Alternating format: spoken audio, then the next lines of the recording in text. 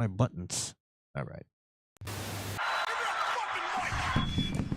It's the promo of the week. Burger after burger after burger. Jumpy, jumpy, beep, beep.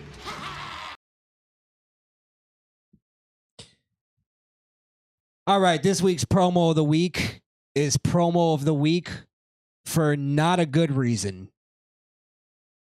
I absolutely hated this piece of shit that I'm about to talk about.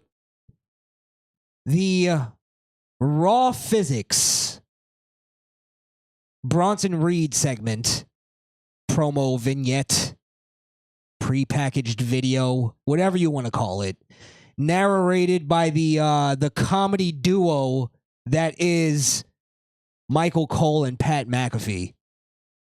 And this is one of those things where it's WWE. If they did this during the end, like towards the end of Vince McMahon losing his mind era, this is one of those things. Like this would have fit perfectly in around that time. I fucking hated this. And I'll explain why. Psychologically, even why I hated this, but it was more or less them just making up stats for the whole Bronson Reed segment that happened last week where he took out Seth Rollins. Now the one positive of this is that there were some of the stats that were like kind of cool that I was like, okay, it's 10,000 pounds of impact that came down on Seth Rollins and all that type of stuff. That's all fine. Like that's something though you could just mention. Like you can kind of explain that in a real quick commentary from Michael Cole and Pat McAfee. We didn't need an entire package for this. And basically it starts where they're just trying to plug in all the numbers that they can possibly, where they go over the course of 2 minutes and 15 seconds, Bronson Reed launches himself from the top rope at a 45-degree angle. First off, I don't even think he was at a 45-degree angle. But I like, was that necessary? Did we need to know the angle he was fucking coming down at? And then they go into this thing of the 10,000 pounds of impact, which is fine. But then they're like, that's the equivalent of 2 small elephants, 50 wild boars, or 200 kangaroos. I think I was a little off on the numbers, but still, you get my point.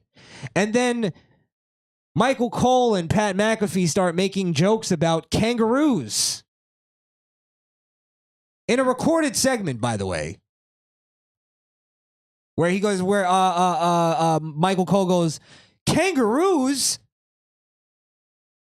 And they start making jokes about, kangaroo jokes.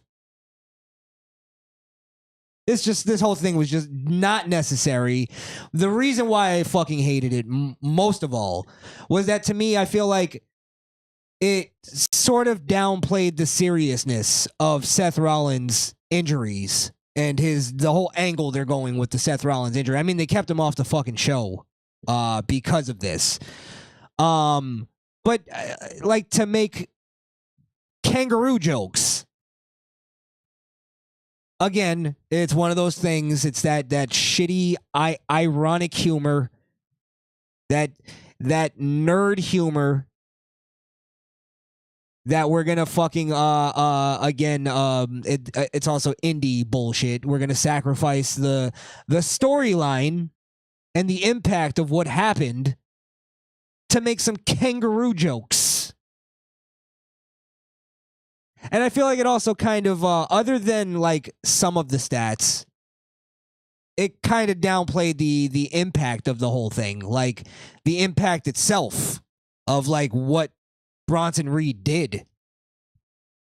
Like they should have played that up more of concern for Seth Rollins. Like, we're worried about him. Here's like an update on Seth Rollins. I'd rather them have shown a package, a video pre-package of Seth Rollins, like looking super beat up and all fucked up, coughing up blood still. That would have highlighted the impact of what Bronson Reed did. Because then we go, God damn, Bronson Reed really fucked him up. So I really didn't like how I hated this. I really hated this. I thought it was stupid. Thought it was really stupid. But Randy Orton was cutting a promo. There was a little funny add-on to this where he Awesome Truth is in the back. R-Truth is basically telling Miz he's got him a match. I think he said against Braun Breaker. I'm not sure. I can't remember the name. And then he realizes, no, it's actually Bronson Reed. And Miz gets all scared and nervous. And he's like, how the fuck am I going to beat Bronson Reed? And then it was a funny moment where Truth and RKO, where Truth and Randy Orton started like sort of psyching up the Miz to face Bronson Reed. And the Miz is all fucking psyched and he runs out. And then Truth goes to Randy Orton. He goes, you think he really has a chance? And Randy just like looks at him and he sighs and rolls his eyes and he goes, come on. And then fucking walks away. It was pretty funny. I watched it like fucking 5 times. It made me laugh. I don't know if anybody else thought that was funny, but yeah. So that was the promo of the week. And it was a bad promo. This was a bad one. I guess I could just get right to the Bronson Reed versus Miz. They did another kind of by the numbers thing with Miz's career. And commentary kept playing up that Miz was, a veteran, which he is. He's a respected veteran at this point. And it's basically all that was done to help show that Reed beating the Miz wasn't like some kind of small victory. It meant something. I don't know if it actually does in reality, but and honestly, I don't know if it was a good showing for Bronson Reed. After what he did last week, I felt like Reed may have sold a little too much, especially going against The Miz. I don't know why they needed to have such a competitive match. But I started seeing in a couple points where Bronson Reed was no-selling certain things, and I think he needs to start doing that more, a lot more, is no-selling moves. And I wish more big men would start doing that, where they'll get kicked in the face and just kind of stand there. It's like, you gotta do better than that. It's the old Mike Myers, Jason kind of thing, where you hit Jason with a fucking metal pipe and he just stands there. And it makes that person way more intimidating.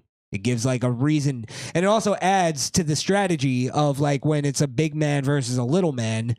If big man is fucking flipping around like little man, and he's just as fast, then, how does the little man kind of realistically, at least to the point where we can suspend disbelief, stand a chance against the big man? So, yeah, I think he should just be no-selling a little bit more. Yeah. I thought the end, sorry, I almost missed the end there. Well, before I get to the end, I don't think that match, I just want to stress that one more time. I don't think the match was what it should have been for him not coming back, but his returning week after he takes out one of the biggest stars on Raw and in the business, to be honest. He should have really just demolished The Miz, to be honest.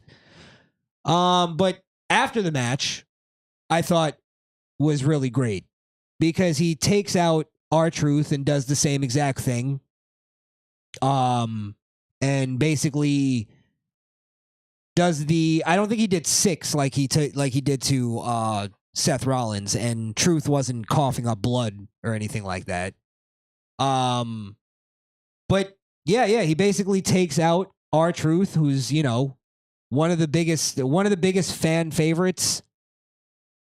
People call him a national treasure. People love R-Truth, but here's the thing: is the fans, when Truth was getting demolished, the fans were chanting one more time.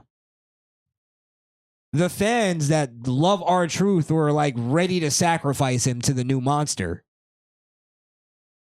Fans are fickle as fuck. That's what Daniel Bryan told us. He was right. But yeah, I don't know if that's the response they necessarily wanted, but it's a good response either way.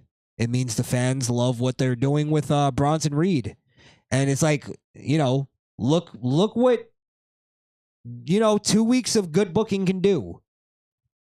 I don't think people gave a fuck about this guy 2 weeks ago. Now they're screaming one more time, please. And then when he gets pulled away where he can't do it, the fans are booing. So what they're doing with Bronson Reed is fucking great. It's one of those instant like push to the top out of nowhere things that I really like. I love mostly that it's just from out of nowhere. Like, I didn't see this coming at all. Bronson Reed just like sort of now almost maybe being sort of the I don't want to say the legend killer, because I don't know if Seth Rollins is a legend, but sort of a star killer. Gonna take out all these people that we love. But people are liking the you know, the splash off the top, the attack that he's doing.